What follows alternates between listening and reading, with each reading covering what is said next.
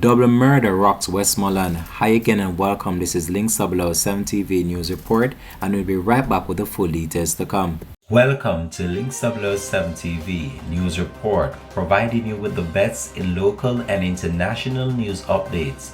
This is a place where you can get the most reliable and informative news information. Links 007 TV News Report. Welcome back and thanks for joining us. This is Links 007 TV News Report.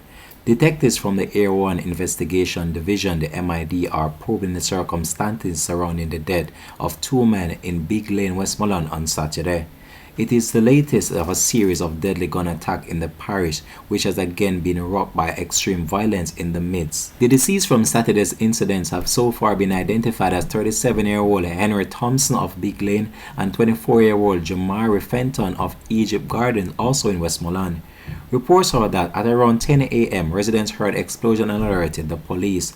Upon the arrival of the police, both men were found suffering from multiple gunshot wounds.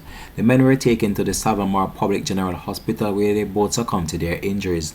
No motive has yet been established for this latest taking out in Westmoreland. The police are continuing the investigation. This has been Links 007 TV News Report. Thanks for watching.